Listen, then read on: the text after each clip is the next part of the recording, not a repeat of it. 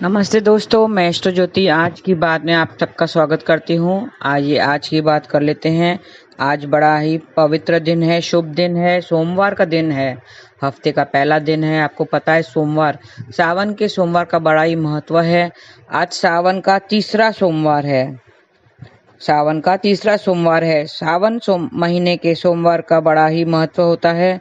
इस दिन व्रत करने से योग्य वर मिलता है और रिश्ते मजबूत होते हैं। और वैवाहिक लोग अगर इस व्रत को करते हैं तो उनके वैवाहिक जीवन में खुशहाली मधुरता आती है।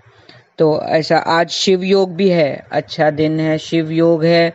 और तो उसमें आज शिव मंदिर जाइए और धूप दीप कीजिए, दीपक जलाइए और जल में थोड़ा सा गंगा जल डालकर आप अभिषेक करेंगे तो आपके वांछित फल मिलेगा। और मेरे पिछले 2 सोमवार के जो वीडियोस आप देख लीजिए, आपने नहीं देखे होंगे तो उसमें अलग अलग फल के लिए अलग अलग आपका अभिषेक मैंने दिया हुआ है। तो आज दिन अभिषेक कीजिए और मन वांछित अपना सब पूरा कीजिए आज। और बेलपत्तों से आप अभिषेक कर सकते हैं, बेलपत्र चढ़ाइए, ध्यान रखें बेलपत्ते टूटे फटे ना हो।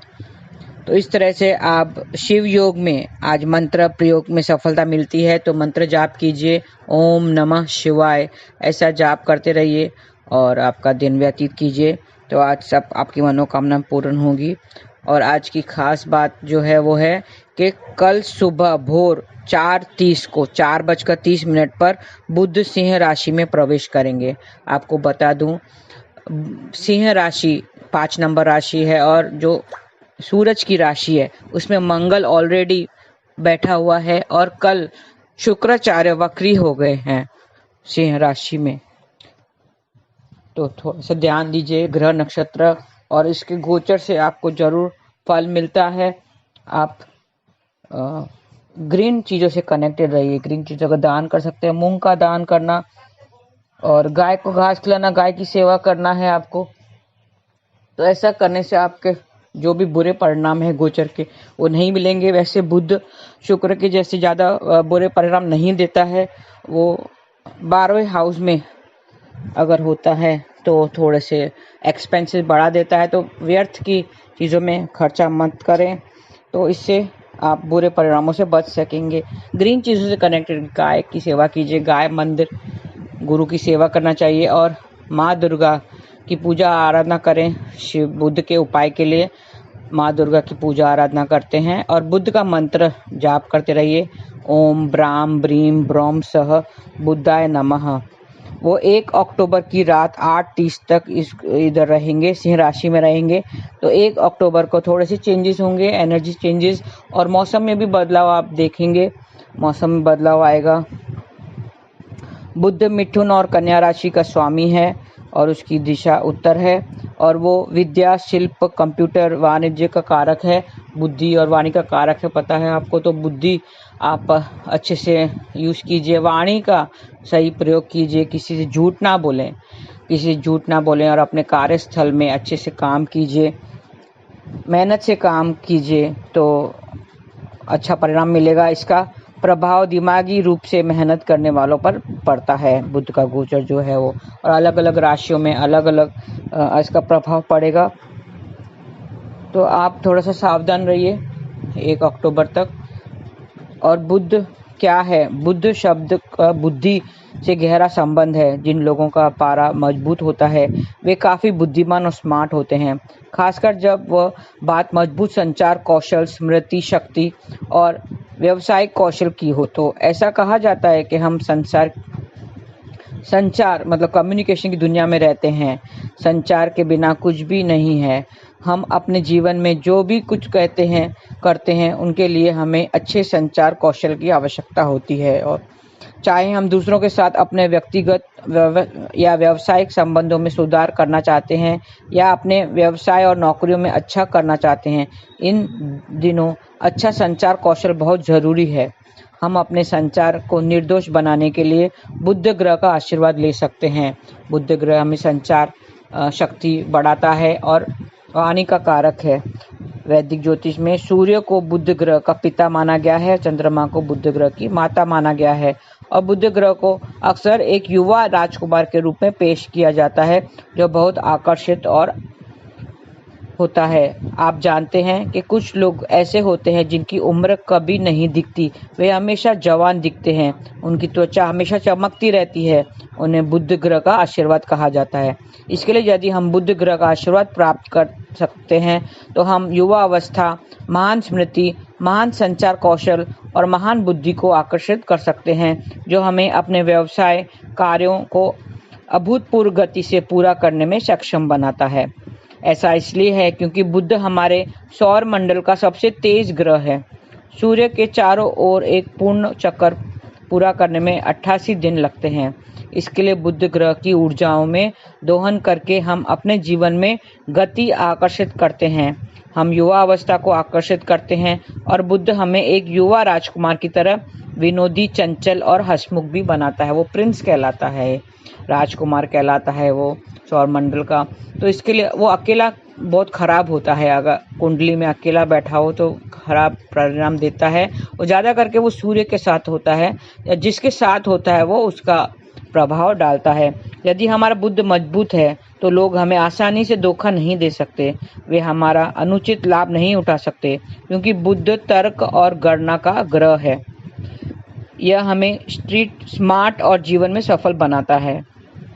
बुध ग्रह की ऊर्जा का दोहन करने के लिए हमें विशेष रूप से बुधवार को वंचित बच्चों के कल्याण के लिए कुछ करने के लिए कहा जाता है। बुधवार, उसका दिन कौन सा है? बुधवार।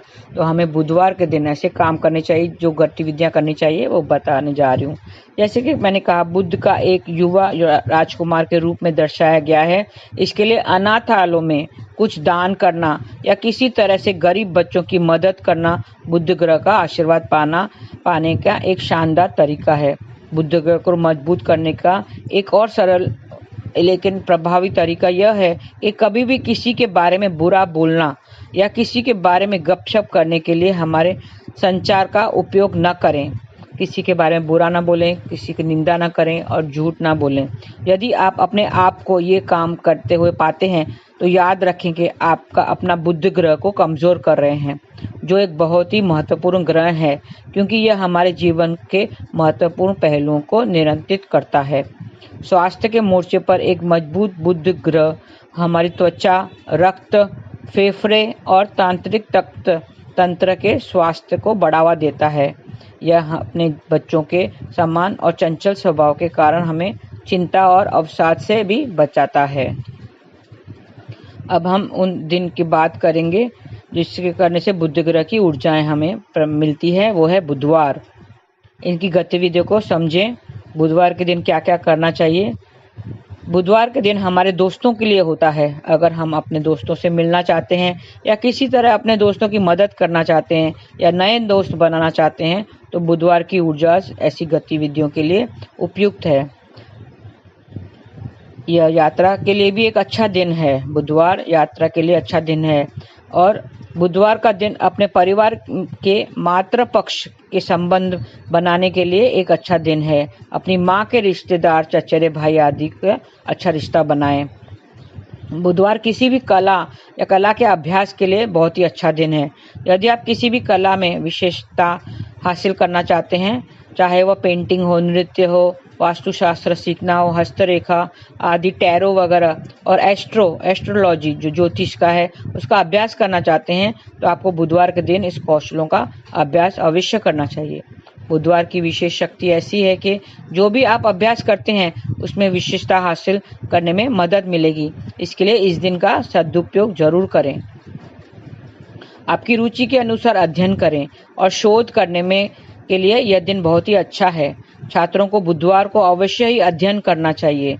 वे बेहतर ध्यान केंद्रित करने और बेहतर ध्यान रखने में, याद रखने में सक्षम होंगे, क्योंकि बुध ग्रह हमारी स्मरण शक्ति से जुड़ा हुआ है। यह अधिक ज्ञान प्राप्त करने और जो भी कौशल आप मास्टर करना चाहते हैं उसका अभ्यास करने का अच्छा दिन है। बुधवार का दिन धातु, रत्न और क्रिस्टल खरीदने और पहनने के लिए भी एक अच्छा दिन है। अपने क्रिस्टल और रत्नों को सक्रिय करने के लिए भी यह अच्छा दिन है। यदि आप धातु के बर्तन या शोपीस खरीदना चाहते हैं तो ये ऐसी खरीदारी करने के लिए भी बुधवार उपयुक्त दिन है। यदि आप अपने ज्ञान को बढ़ाने के लिए प्रयास करना चाहते हैं, चाहे वह पढ़ने, लिखने या किसी कौशल का अभ्यास करने के माध्यम से हो, तो आपकी सफलता को आकर्षित करने के लिए बुधवार एक प्रयासों के लिए अवश्य करना चाहिए। बुधवार की ऊर्जा मस्ती करने के बारे में भी है। आप अपने दोस्तों के साथ समय बिता सकते हैं, यात्रा कर सकते हैं, आप जिस भी कौशल की रुचि रखते हो उसका अभ्यास भी कर सकते हैं और बुध ग्रह आपको अपना आशीर्वाद देगा। आप बस ये याद रखें कि प्रत्येक बुधवार को इस शक्तिशाली इरादे को स्थापित करना है कि आप बुध ग्रह की ऊर्जा में दोहन करना चाहते हैं। आप हर बुधवार को मंत्र भी जाप करें। उसका मंत्र है ओम ब्राम ब्रीम ब्रौम सह बुद्धाय नमः। ऐसा आप करते रहेंगे तो आपको उसकी सभी बुध की ग्रह की सकारात्मक ऊर्जा आपको उसका आशीर्वाद मिलेगा और उसकी ऊर्जा जरूर मिलती रहेगी और वो बुध ग्रह आपको आशीर्वाद जरूर देगा।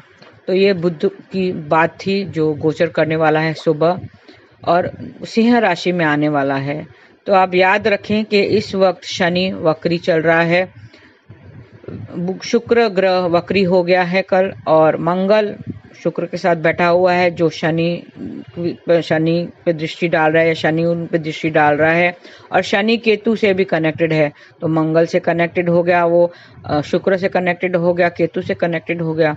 तो आप थोड़ा ध्यान रखें, अपने वाणी वगैरह पे ध्यान रखें और सबसे अच्छा बर्ताव करें और याद रखें कि ईश्वर सब देखता है, उसे सब पता है। आप कुछ करते हैं या किसी से कुछ छुपाते हैं तो वो भी सब ईश्वर देखता है, उसे तो पता है कि आपकी ज़रूरतें क्या है। अगर आपकी किसी की ज़रूरत है, दुख है, सुख है, वो भी सब ईश्वर को पता है और अपनी सहायता के लिए वो किसी न किसी को जरूर भेजता है।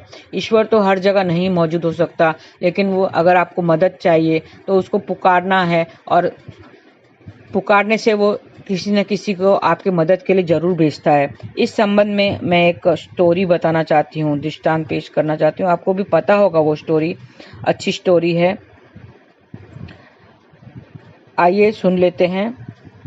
वैसे तो कहते हैं कि मालिक को सब पता है, भगवान आपके आसपास ही है और आपकी सब मुसीबतों के बारे में उसको पता है और आपकी मुसीबत में, मुश्किल में वो किसी न किसी को आपके पास जरूर भेजता है। आपकी मदद करने के लिए किसी न किसी को आपके पास जरूर भेजता है। इसके लिए एक स्टोरी है।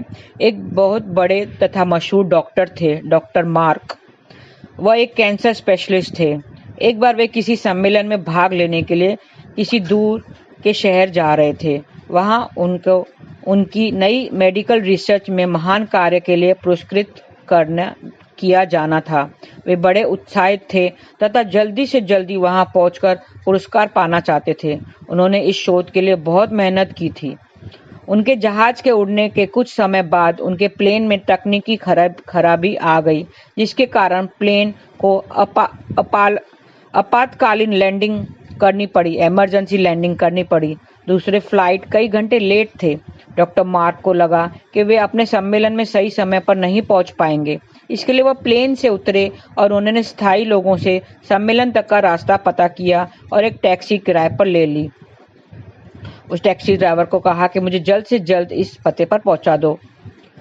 तो जैसे ही वो यात्रा शुरू की, कुछ देर बाद बहुत तेज आंधी तूफान शुरू हो गए और रास्ता लगभग दिखाई देना बंद हो गया, जिसकी वजह से वो गलत रास्ते पर चले गए और कई मोड़ आने लगे। लगभग 2 घंटे भटकने के बाद उनको समझ आ गया कि वह रास्ता भटक गए हैं। वह थक तो वे गए थे, भूख भी उन्हें बहुत लगी थी, जोरों से लगी थी।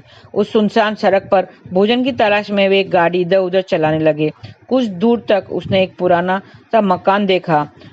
उन्होंने बिल्कुल मकान के सामने वो टैक्सी को खड़ा कर दिया। परेशान से होकर गाड़ी से उतरे और उस छोटे से घर का दरवाजा खटखटाया। एक स्त्री ने दरवाजा खोला।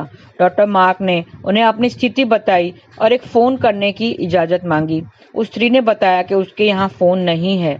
फिर भी उन्होंने कहा कि आप अंदर आइए और चाय पीजिए और थोड़ा आराम कीजिए। मौसम थोड़ा ठीक हो जाने पर आप चले जाना। भूखे और थके हुए डॉक्टर ने तुरंत हामी भर दी।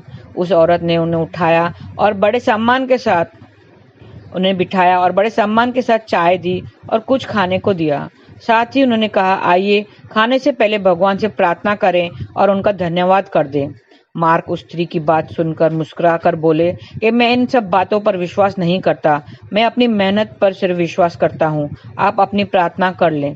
चाय पीते हुए डॉक्टर मार्क उस स्त्री को देखने लगे तो अपने बेटे छोटे से बच्चे के साथ प्रार्थना कर रही थी। उन्होंने कई प्रकार की प्रार्थनाएं की। डॉक्टर मार्क को लगा कि हो न हो उस स्त्री को कुछ समस्या है। जैसे ही वह औरत अपनी पूजा से स्थान से उठी तो डॉक्टर ने पूछा, आपको भगवान से क्या चाहिए? क्या आपको लगता है कि भगवान आपकी प्रार्थना सुनेंगे? उस औरत ने धीमी से उदासी भरी मुस्कुराहट से कहा, यह मेरा लड़का है और इसको कैंसर है। इसका इलाज मार्क नामक एक डॉक्टर ही कर सकता है, लेकिन मेरे पास इतने पैसे नहीं हैं कि मैं उनके पास उनके शहर जा सकूं, क्योंकि वे दूर किसी शहर में रहते हैं। यह सच है कि भगवान ने अभी तक मेरी किसी प्रार्थना का जवाब नहीं दिया, लेकिन मुझे इतना विश्वास है कि भगवान एक न एक दिन कोई रास्ता बना देंगे।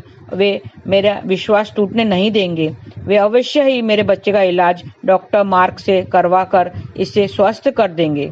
डॉक्टर मार्क यह सुनकर बिल्कुल अवाक रह गया। कुछ पल के लिए वो खामोश से हो गए। उनकी आंखों से आंसू गिरने लगे। वे अपने मन में कहने लगे, भगवान बहुत महान है। उन्हें सारा घटनाक्रम याद आने लगा। कैसे उसने सम्मेलन में जाना था, कैसे उनके जहाज को एक अनजान शहर में आपातकालीन लैंडिंग करनी पड़ी, कैसे टैक्सी के लिए ड्राइवर मिला और वे तूफान की जगह से रास्ता भटक गए और यहाँ आ गए। वे समझ गए कि ये सब इसलिए नहीं हुआ कि भगवान को केवल इस औरत की प्रार्थना का उत्तर देना था, बल्कि भगवान उन्हें भी एक मौका देना चाहते थे कि वे भौतिक जीवन में धन कमाने, प्रतिष्ठा कमाने आदि से ऊपर उठे और असहाय लोगों की सहायता करें। वे समझ गए कि भगवान चाहते हैं कि मैं उन लोगों का इलाज करूं जिनके पास धन तो नहीं है, लेकिन उन्हें भगवान पर विश्वास है। उन्होंने उस स्त्री को सच्चाई बताई और उनके बच्चे का इलाज करना उसे बिल्कुल स्वस्थ कर दिया और वे असहाय और गरीब लोगों का इलाज फ्री में करने लगे। ये कहानी हमें दो सीख देती है। एक तो ये कि हमें कभी भी भगवान से भरोसा नहीं तोड़ना चाहिए, और दूसरा, जितना हो सके हमें दूसरों की मदद करनी चाहिए। तो दोस्तों, आप चाहे किसी भी मुश्किल में हो, चाहे आप आपके ऊपर हर कितनी भी बड़ी मुसीबत आ जाए, आपको कभी भी भगवान के ऊपर से भरोसा नहीं तोड़ना चाहिए। अगर आप हिम्मत और धैर्य के साथ मुश्किलों का सामना करते रहेंगे और आपको खुद तथा भगवान पर भरोसा है, अटूट विश्वास है, तो भगवान आपकी जरूर सुनेंगे और आपके विश्वास को टूटने नहीं देंगे। चाहे थोड़ी देर हो जाए, लेकिन वो आपके लिए कोई ना कोई रास्ता ऐसा बना देंगे जिससे आप उस मुश्किल या उस मुसीबत से निकल जाओगे। अगर आप ध्यान से देखेंगे और महसूस करेंगे तो पाएंगे कि जिंदगी में सबके साथ ऐसी घटनाएं जरूर होती हैं। जब आप बिल्कुल उम्मीद खो देते हैं और हिम्मत हारने लगते हैं, तब आपको कहीं न से अचानक मदद मिल जाती है और आशा की किरण दिख जाती है। तो बस आप धैर्य के साथ भगवान में विश्वास रखें। भगवान आपको हर मुश्किल, हर मुसीबत से जरूर निकालेंगे। थोड़ा देर लगता है, देर सवेर होती है, लेकिन भगवान कभी आपके विश्वास को टूटने नहीं देते हैं और आपकी मदद के लिए जरूर किसी न किसी को भेज देते हैं। कल भी मैंने एक स्टोरी बताई थी जहां उन्होंने वो डूबते हुए बाढ़ में फंसे हुए इंसान की स्टोरी बताई थी। तो भगवान आपकी मदद के लिए जरूर किसी न किसी को भेज सकते हैं। वो हर जगह हर किसी के पास नहीं पहुंच सकते, तो वो किसी दूसरे के जरिए आपकी मदद जरूर कर लेते हैं। तो हमें भगवान पर विश्वास होना चाहिए और धैर्य, सब्र होना चाहिए और इतनी सहन शक्ति होनी चाहिए कि हम दुख को और सुख को दोनों को सही सम्मान से हम सहन कर सकें। और धैर्य होना चाहिए कि भगवान, और अटूट विश्वास होना चाहिए भगवान पर कि वो हमारी मदद जरूर करेंगे, हमारे सब दुखों से दूर करेंगे। और उसके लिए एक सरल उपाय उन्होंने बताया है, नाम जाप करना। हरे कृष्णा कृष्ण कृष्ण हरे हरे, हरे राम राम राम हरे हरे। सिर्फ एक नाम जाप करना है। ये 16 शब्दों का जो ये मंत्र है, महामंत्र है, सिर्फ इससे नाम जाप करना है आपको। और सुबह शाम आप जाप करते रहिए। सुबह जल्दी उठकर ब्रह्म मुहूर्त में उठ के आप जाप कीजिए, तो आप देखेंगे आप सब दुखों से, दुख तो सबको आते हैं, दुख से हम सब पीड़ित हैं। आप क्या, मैं क्या, सब पीड़ित हैं। मुझे भगवान की इतनी कृपा मिली है कि मैं आपको कृष्ण कथा सुना सकती हूँ, और आपके ऊपर इतनी भगवान की कृपा है कि आप कृष्ण कथा सुन रहे हैं। तो हम सब पे भगवान की कृपा है, तो क्यों ना हम उसको आगे बढ़ाएं और नाम जाप करते रहें, ताकि फिर हम दुखों से, सब पापों से छूट जाएंगे। सिर्फ नाम जाप करने से हम पापों से छूट जाएंगे और अंत में श्री कमल चरणों पे पहुंच जाएंगे। और ईश्वर के पास पहुंचने के बाद फिर हम इस जन्म मृत्यु के चक्कर से बच जाएंगे और निकल जाएंगे। बस आज के लिए